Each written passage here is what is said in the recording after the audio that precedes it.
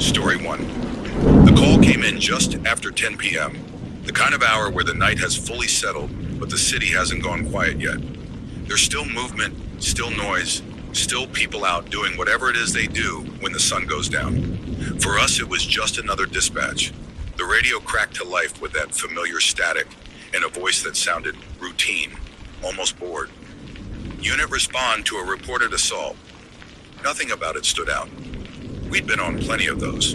Fights, arguments that got out of hand, someone with a busted lip or a broken nose. Sometimes worse, sure, but most of the time it was manageable, predictable even. The address, though, that part registered. It was in one of those neighborhoods you didn't linger in longer than you had to. Not because something always happened, but because something could. The kind of place where tension sits just beneath the surface, where people keep to themselves, and where, when things do go wrong, they tend to go very wrong. Still, it was just an assault call. We rolled out without urgency, lights off, moving through the streets with that steady, practiced calm that comes from doing this long enough. My partner didn't say much. Neither did I. You don't really need to. You both know the routine, the expectations. We pulled up a few minutes later. The first thing I noticed was the police. 2 cruisers already on scene, lights flashing red and blue across the row of parked cars lining the street. The reflections bounced off windshields and windows, creating this disorienting pattern of light that made everything feel slightly unreal. There was a man standing on the sidewalk, behind the cars, yelling. His voice hit me before anything else. High-pitched, strained. Not just loud, but wrong somehow, like it didn't quite belong to him. Is he gonna be okay? Please, someone tell me he's gonna be okay. The words came out in this warbling tone, breaking apart mid-sentence, like his voice couldn't decide what it was supposed to sound like. 2 officers stood near him, trying to calm him down. Sir, we need you to relax. Take a breath, okay? He didn't seem to hear them. Or if he did, it wasn't getting through. We grabbed the gurney and moved in. At first glance, it all lined up with what we expected. Guy yelling. Cops trying to control the situation. We assumed he was the patient, that he'd been assaulted. Maybe in shock, maybe injured in a way we couldn't see yet. It wouldn't have been the first time. We approached him cautiously, pushing the gurney around the row of parked cars to get closer. Hey, I called out. We're here to help, all right? Are you hurt? He didn't answer the question. Just kept yelling. Is he gonna be okay? Please. There was something off about the way he said it. The wording. The urgency. It didn't sound like someone asking about themselves. It sounded like someone asking about someone else. And that's when we came around the car. Everything shifted in that instant. The world narrowed, focused. Because there he was, leaning against a Mini Cooper, slouched in the gutter. At first, for a split second, my brain didn't process it. It tried to fit what I was seeing into something normal, something fixable. He looked like he was sitting, like he had just collapsed there and was catching his breath. His head was tilted slightly forward, his eyes open, looking straight ahead. And for about 2 seconds, I thought he was alive, that he was looking at me, that he was aware. Then something in his eyes didn't line up. They weren't focusing. They weren't reacting. They were just there, staring through me, not at me, through me. And in that same instant, it clicked. He wasn't alive. He hadn't been for a while. The realization hit hard and fast, snapping everything into clarity. His skin had that tone, that unmistakable tone you learn to recognize. The stillness, the absence of anything resembling life. And then I saw the rest. He was shirtless. His body, his chest, his abdomen. There's no clean way to describe it. It wasn't a simple stab wound, not 1 or 2 clean penetrations. It was torn, ripped open in places where skin should have been intact. Multiple wounds, deep and jagged, like whoever had done this hadn't just wanted to stab him. They had wanted to destroy him. Blood had pooled beneath him, soaked into the gutter, trailing out across the pavement. It was everywhere. The smell hit next. Metallic, thick, fresh enough to linger in the air. I felt that familiar shift in my body, the one that happens when training takes over and emotion gets pushed aside. All right, I said, more to myself than anyone. Let's go. We moved fast, checking for anything that could indicate life. A pulse, breathing, a response. Nothing. But you don't stop there. You never stop there. We started CPR. Right there in the street, hands pressing down on a chest that no longer responded the way it should. Air pushed into lungs that didn't fight back. The motions automatic, rehearsed, mechanical. But somewhere in the back of my mind, I already knew. There was no saving him. Not with those injuries. Not with the time that had passed. But you do it anyway. Because that's the job. Because you don't get to decide when it's over. We loaded him onto the gurney. Lifted, secured, moved. The man on the sidewalk was still there. Still yelling. Still crying. Is he gonna be okay? Please, tell me he's gonna be okay. I glanced at him briefly as we passed. His face was twisted in panic. His eyes wide, wet, desperate. Sir, we're doing everything we can, my partner said. It was the standard line. The only line. We got him into the ambulance. Doors shut. Lights on. And we moved. Inside, it was just us and him. The world outside reduced to flashing lights and muffled sirens. We kept working. CPR. Airway. Everything we were trained to do. But the longer it went on, the more obvious it became. There was no coming back from this. By the time we reached the hospital, it was a formality. We handed him over, gave the report, stepped back as the doctors took over, though we all knew where it was going. It didn't take long. They pronounced him, just like that, a life reduced to a statement, a time of death, a line on a chart. We stepped out of the room, the adrenaline starting to wear off, leaving behind that strange, hollow feeling that always comes after something like that. You don't feel it right away. It comes in pieces, fragments, the image of his eyes, the wounds, the voice of the man on the sidewalk. Is he gonna be okay? A couple of officers came in not long after, same ones from the scene. They needed to go over details, standard procedure. We started talking through what we saw, what we did, the timeline as best as we could, piece it together. That's when one of them said it, casually, like it was just another piece of information. At first we thought it was a random attack, he said.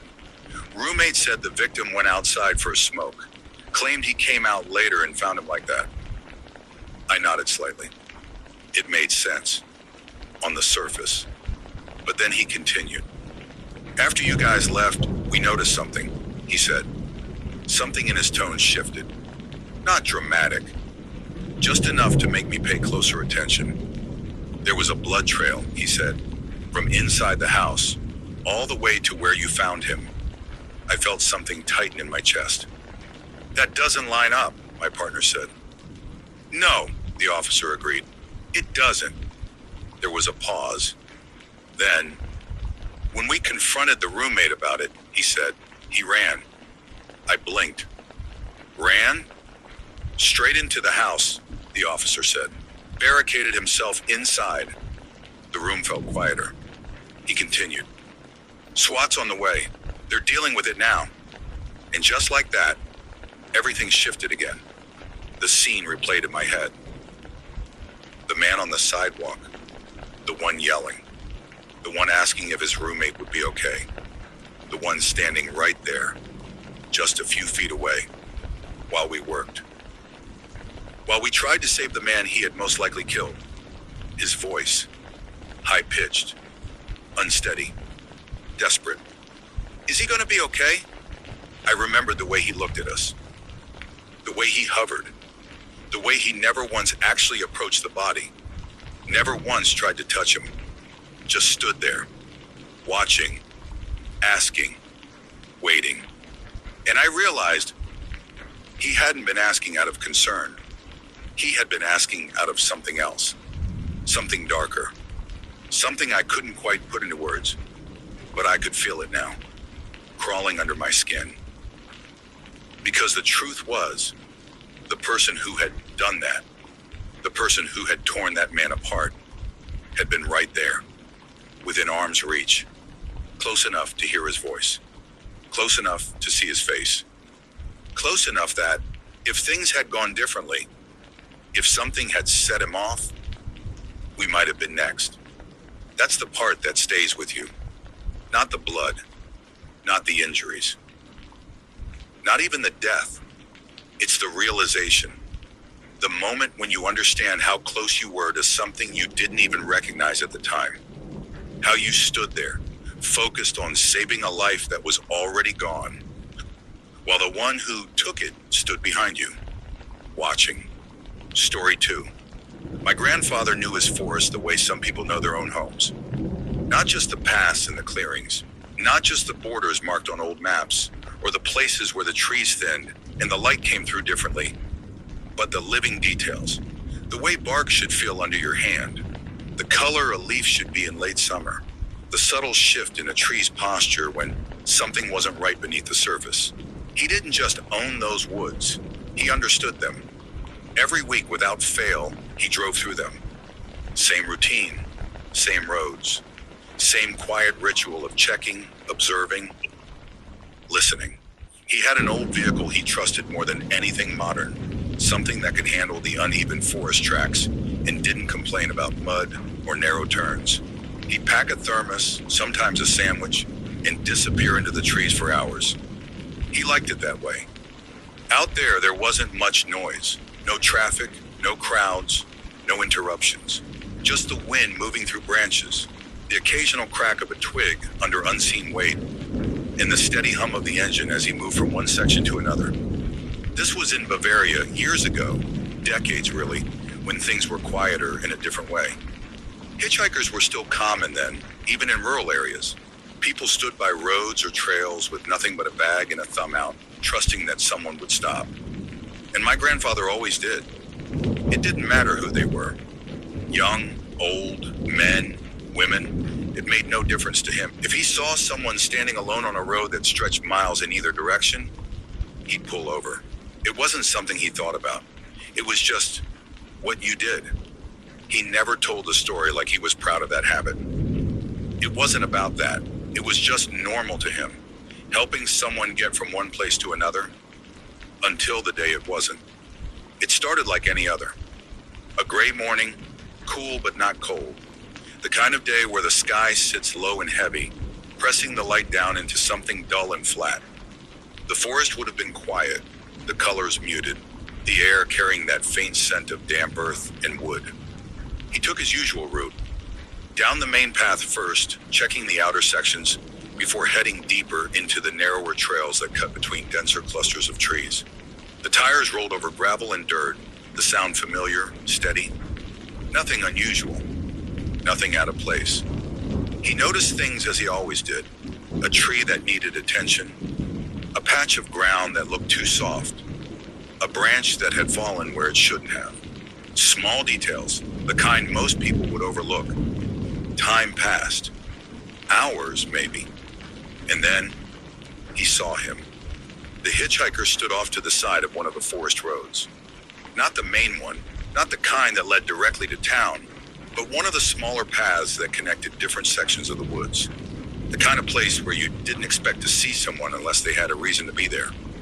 That was the first thing that registered. Not alarm, just curiosity. The man stood still. No bag, no visible belongings. Just standing there, slightly off the road, as if he had been waiting. My grandfather slowed the car instinctively. This was the moment that had played out dozens, maybe hundreds of times before. See someone, slow down, stop, open the window, offer a ride. Simple, automatic. Except this time, something didn't sit right. He couldn't explain it.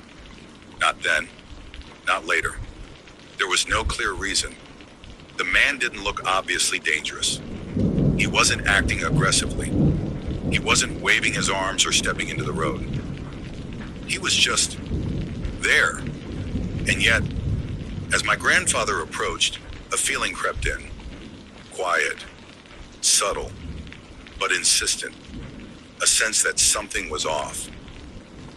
The man turned his head slightly as the car got closer. Their eyes met. And in that instant, my grandfather didn't see a person who needed help. He saw something else. Something he couldn't define. But something that made his hands tighten on the steering wheel. The car slowed further, almost to a stop. This was the moment. The point where he would normally pull over. Where the window would go down. Where the routine would play out exactly as it always had. But it didn't. Instead, he kept going. Not fast. Not abruptly. Just enough to pass the man without stopping. The hitchhiker didn't move. Didn't call out. Didn't react in any visible way. He just watched the car go by. And then, he was gone from view, swallowed by the trees behind. My grandfather drove on. At first he questioned it. The decision felt wrong in its own way. It went against habit, against instinct. The usual instinct anyway. The one that told him to help, to stop, to offer. But there was another instinct. Quieter, deeper. The one that had spoken up just long enough to change his mind. He didn't turn around. Didn't second guess himself enough to go back. He just continued his route, finishing what he had set out to do. The forest remained the same, silent, unchanged. But something about the day felt different after that. He went home later than usual, parked the car, stepped inside, and did what he always did, turned on the radio. It was background noise more than anything. News, weather, whatever happened to be playing. Something to fill the quiet. He wasn't paying full attention at first, not until certain words caught his ear. Authorities are searching for previously convicted, violent offender. He turned the volume up slightly. A man believed to be responsible for a murder earlier today. Something in his chest tightened. The incident occurred in a wooded area. The room felt smaller. The suspect is thought to be attempting to flee. A description followed. Height, build, clothing, details that painted a picture. A picture he recognized. The words seemed to echo in his head as they came. Last seen attempting to hitchhike. That was the moment. The exact moment it all connected. The road. The man. Standing there. Waiting. No bag. No destination. Just waiting for someone to stop. My grandfather didn't move. Didn't speak. He just stood there listening as the report continued. Each word reinforcing what he already knew. The man he had seen. The man he had almost picked up. Had just killed someone. Somewhere in those woods. Not far from where he had been driving. Not far from where he had stopped. Or almost stopped. The realization settled slowly. Heavy. Unavoidable. If he had followed his usual routine, if he had done what he had always done, that man would have been in his car, sitting beside him. In that enclosed space, miles from anything, surrounded by trees that swallowed sound and light alike, there would have been nowhere to go. No one to call. No one to hear. Just the two of them. And whatever that man was capable of. He sat down eventually. Not because he wanted to, but because his legs felt unsteady. The radio continued in the background, repeating information, updating details as they came in. But he didn't need to hear more. He already knew enough. The forest had felt different that day, not in any obvious way, but in that subtle, underlying sense that something wasn't right. And for the first time in his life, he had listened to it. That quiet voice, that instinct he couldn't explain. The one that told him, without reason, without evidence, not this one, not today. He never forgot that. Not the man, not the moment, not the feeling. Because it wasn't fear that stopped him. It wasn't logic. It was something else. Something deeper. Something that, for once, overrode everything he thought he knew about people. And years later, even just telling the story, you could see it in his expression. That flicker of something. Not panic. Not even shock. Just the lingering weight of what could have happened. Of how close he had come to letting the wrong person into his car on a quiet road in the middle of a forest where no one would have heard him if something had gone wrong. Story 3. When I first moved into that apartment, it felt like I'd gotten lucky. A friend of mine had bought the place, fixed it up completely, and was trying to sell it. New paint, new fixtures, clean floors. Everything had that fresh, untouched feel that most rentals never have. But the market wasn't great at the time, and after a few months of no buyers, he offered to let me stay there until it sold. It was supposed to be temporary. A few months maybe. Nothing about it felt off at first. The building itself was older, sure, but solid, quiet mostly. The kind of place where people kept to themselves. You'd hear the occasional footsteps through the walls, maybe a door closing somewhere down the hall, but nothing out of the ordinary. For the first couple of days, everything was fine. Then I started noticing her. The woman next door. At first it was just noise. Late at night. Not loud at first. Just a voice, muffled through the wall like someone talking on the phone. I didn't think much of it.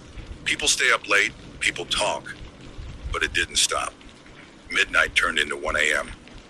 Then 2, then 3, and the voice kept going. Not steady, not conversational. It rose and fell in strange patterns. Sometimes it sounded like she was arguing, other times like she was pleading. And sometimes, this was the part that stuck, it sounded like she was talking to someone who wasn't answering. I told myself it was just thin walls, that maybe she had the radio on, that it wasn't my business. Until it started getting louder. Not gradually, just suddenly. One night, it felt like the wall between us didn't exist at all. Her voice came through clear enough that I could make out words. Jesus sees you. Pause. They're watching. Another pause. You can't hide from them. Then laughter. Not normal laughter. Something sharper. Uneven. I sat there in bed, staring at the wall, trying to convince myself it was just a radio. But radios don't pause like that.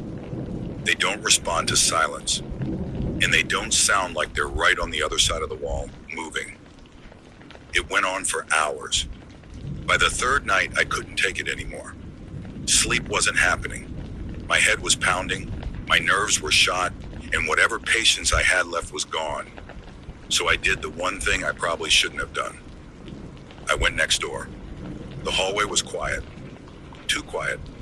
The kind of quiet where your own footsteps feel louder than they should. I knocked. Once.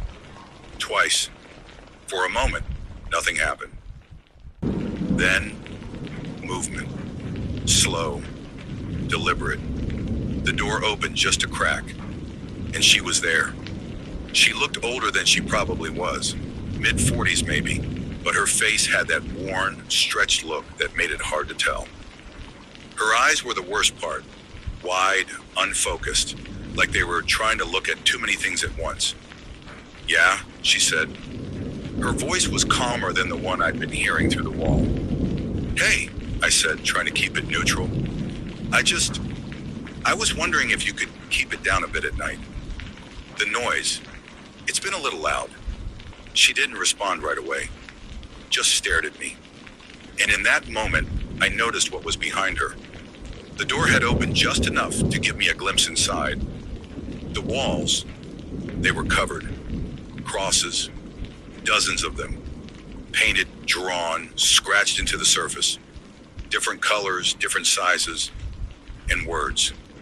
Jesus, angels, repent. Over and over again, scrawled in uneven, jagged handwriting that covered nearly every visible surface. The windows, they were black, painted over completely, blocking out any light. The room itself looked wrong, damp. Yellow-stained carpet that looked like it hadn't been cleaned in decades. Trash, movement on the floor, cockroaches scattering in the dim light. And the smell, I didn't fully register it then, but it was there. Something sour, rotting. There was no dog, but there was dog shit everywhere. She said nothing, just stared. Then she shut the door, hard. And a second later, the volume inside went up, louder than before, like she was making a point. I stood there for a moment, staring at the closed door, the sound of her voice bleeding through it again. Then I turned and went back to my apartment. That night was worse, much worse. I barely slept. And when I did, it was shallow, broken, the kind where you never fully relax. The next night, my girlfriend stayed over. I didn't tell her everything, just that the neighbor was a bit weird. We went to bed late. The noise next door had died down a little, or maybe I was just too tired to notice. At some point in the night, I woke up. No reason, no sound, just that sudden awareness, like something had pulled me out of sleep. The room was dark, quiet. For a second, I thought everything was fine. Then I saw it, a shape, standing next to the bed. At first, my brain tried to explain it away. A shadow, a trick of the light, something I was imagining because I was half asleep. I blinked, tried to focus. The shape didn't move. It just stood there, watching. I could feel it, that presence, that awareness. And then it spoke. You should lock your door at night. The voice was quiet, clear, too clear. My entire body went cold. It wasn't a dream. It wasn't in my head. It was her. I could see it now. The outline of her face, the way she stood, just slightly hunched. Something in her hand catching the faintest bit of light. She had been standing there, in my room, watching us sleep. For how long? I didn't move. I couldn't. Every instinct was screaming, but my body refused to respond. She stayed there for another second. 2. Then she turned, walked out, just like that. No rush, no hesitation, like she had every right to be there. The door clicked softly as it closed, and she was gone. I didn't sleep at all after that. Didn't even move. Just lay there, staring at the ceiling, replaying it over and over in my head.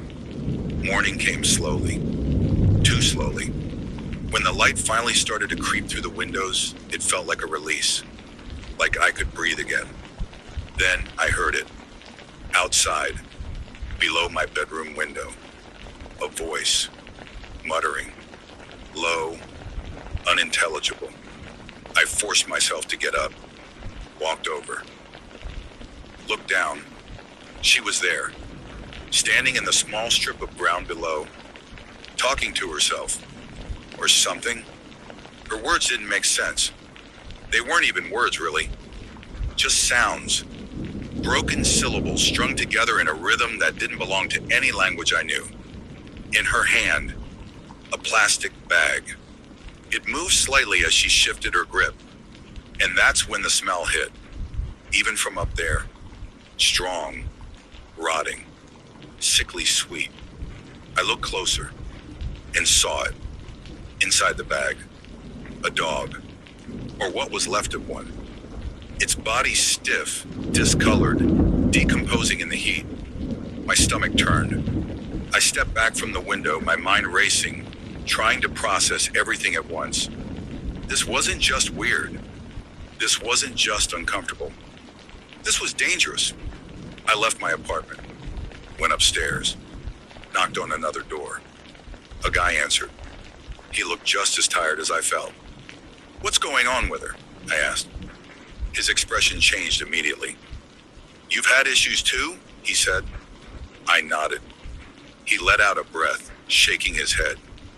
She broke into my place, he said. My stomach dropped. When? A few weeks ago, he said. I was watching TV with my kids. Got up to get something from the kitchen. He paused. And she was behind the couch. The image hit me instantly. The same way she had stood next to my bed, watching, holding something. She had a power drill, he said quietly. And just like that, I knew what she had been holding the night before. The realization made my skin crawl. I didn't wait any longer. I called the cops. They knew her immediately. Didn't even need an explanation. Yeah, one of them said. We're familiar. She's dangerous, I said. She broke into my apartment. She was standing in my room. They nodded. We know, he said. She's off her meds. So do something, I snapped. They exchanged a look. We can't just go in, he said. She owns the place.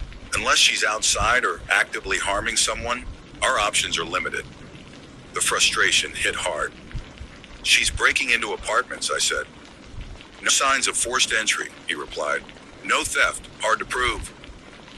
It didn't make sense. It didn't feel right. But that was it. That was all they could do. So I waited. 2 days. Barely sleeping. Barely leaving. Listening for every sound next door. Every movement. Every shift. Waiting for her to go outside. Because that was the only chance. The second night, around 2 a.m., I heard her door open. Footsteps. Fading. I didn't hesitate. I called. They're here, I said. Now. The response was immediate. Faster than I expected. Within minutes, sirens. Lights. 3 police cars. A van. They moved in quickly, efficiently. No hesitation this time. No waiting. They found her on the road, heading toward the convenience store. Cigarettes, probably. They restrained her. She didn't fight much. Didn't scream. Just went. Like it didn't matter. Like none of it mattered. They put her in the van, closed the doors, and drove away. And just like that, she was gone. The building was silent after that. Too silent. Like something had been removed that left a gap behind. I never saw her again. But sometimes, in the middle of the night, I still wake up. And for a split second, I expect to see her there, standing beside the bed, watching, waiting, and reminding me that sometimes the most terrifying thing isn't what someone does. It's how quietly they can do it, without you ever knowing they were there.